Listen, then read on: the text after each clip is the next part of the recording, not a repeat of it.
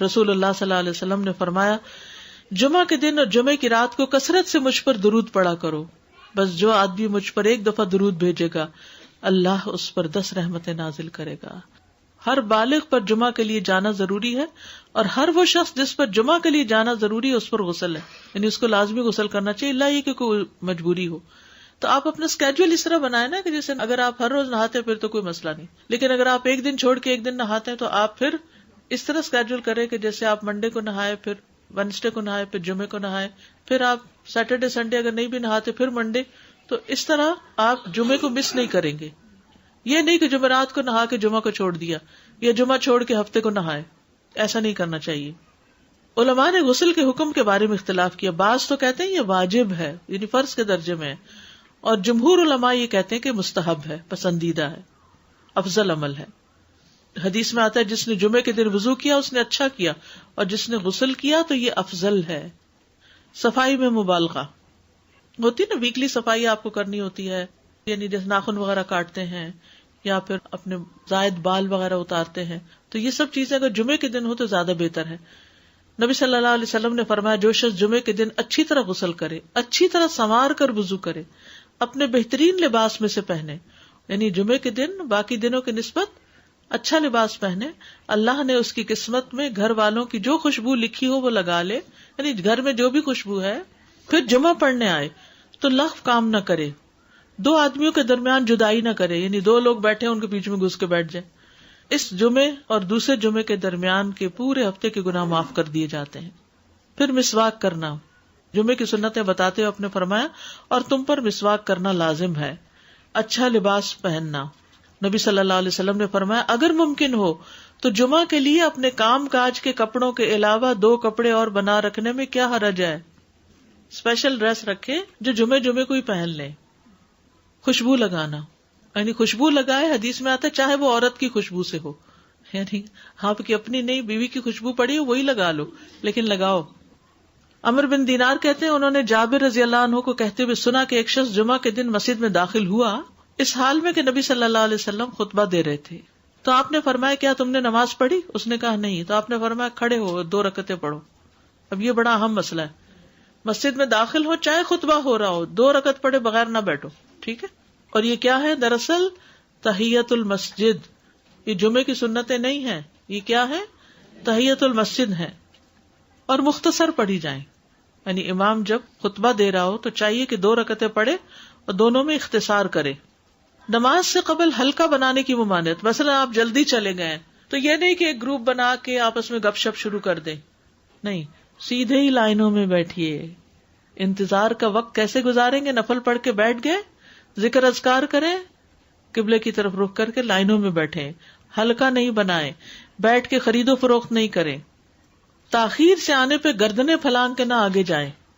رسول اللہ صلی اللہ علیہ وسلم نے فرمایا ٹیک لگا کے مت کھاؤ، یہ عام ایک ادب بتایا۔ مسجد میں کوئی جگہ مقرر نہ کرو کہ یہ میری جگہ ہے، آپ کیوں آج یہاں کھڑی ہو گئی، کہ تم اسی میں ہی نماز پڑھو۔ کچھ لوگ ہوتے ہیں نا آ کے مخصوص جگہ ہی پڑھتے ہیں، اگر کوئی اور وہاں ہو جائے ڈسٹرب ہو جاتے ہیں۔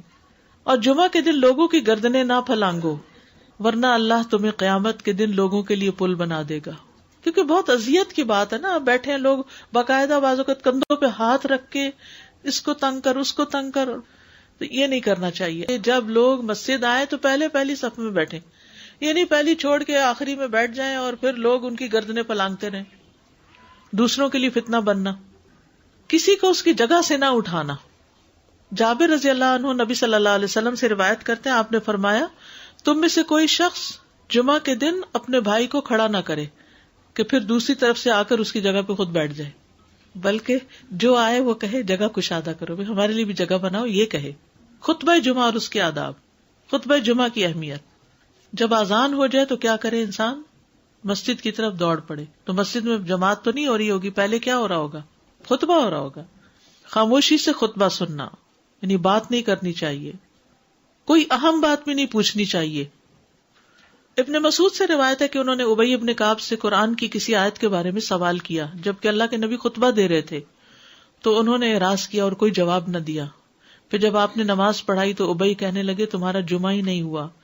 تو ابن مسعود نے رسول اللہ صلی اللہ علیہ وسلم سے پوچھا تو آپ نے فرمایا ابی نے سچ کہا، کوئی بات کرنے کی اجازت نہیں. یہ کہنے کی بھی کہ چپ ہو جاؤ یہ بھی اجازت نہیں. عبداللہ بن مسعود کہتے کہ جب امام جمعہ کے لیے آ گیا پھر تمہارا اپنے ساتھی سے یہ کہنا کہ خاموش رہو لغویت کے لیے کافی ہے. یہ بھی لغو بات ہے. کوئی لغو حرکت نہ کرنا، کنکریوں سے نہ کھیلنا، فون سے نہیں کھیلنا، میسجز چیک نہیں کرنا، انگلیوں میں انگلیاں ڈال کے پٹاخے نہیں بجانا، گوٹ مار کے نہیں بیٹھنا. گوٹ مار کے کیسے بیٹھتے ہیں؟ گھٹنے اوپر کر کے اور یوں ایسے گھٹنوں کے گرد ہاتھ ڈال کے. کئی دفعہ ایسے نظر آتا ہے کہ خطبے میں لوگ اس طرح بیٹھے ہوتے ہیں کیونکہ پتہ نہیں ہے.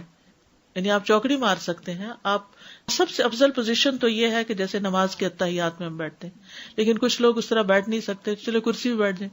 اگر کرسی نہیں ہے نیچے بیٹھے ہیں تو چوکڑی مار کے بیٹھ جائیں، ٹانگیں اس طرح پیٹ کے ساتھ لگا کے گھٹنوں پہ ہاتھ کو بل دے کے اس طرح نہیں بیٹھے.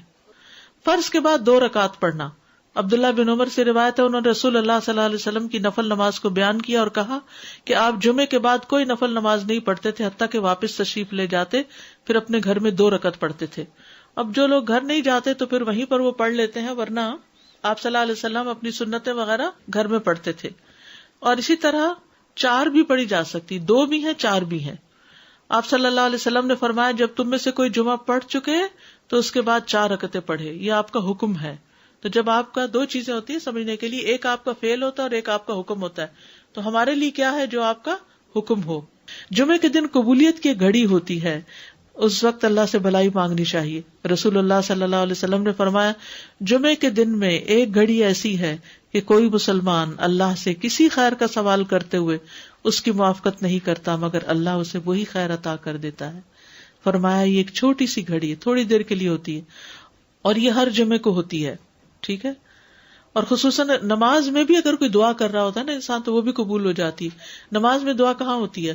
شروع میں ہوتی ہے، رکوع میں ہوتی ہے، سجدے میں ہوتی ہے، تشہد میں ہوتی ہیں. تو اگر یعنی جمعہ پڑھ رہے ہیں اور بیچ میں دعائیں آ گئی ہیں تو ہو سکتا ہے وہی گھڑی آ گئی ہو اور آپ کی دعا قبول ہو جائے. عصر کے بعد سے مغرب تک کا وقت ہے.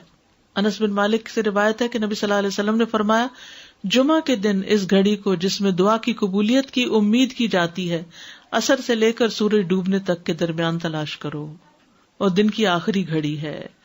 تو اللہ سبحانہ و تعالی ہمیں اس دن کی برکتوں سے فائدہ اٹھانے کی توفیق عطا فرمائے.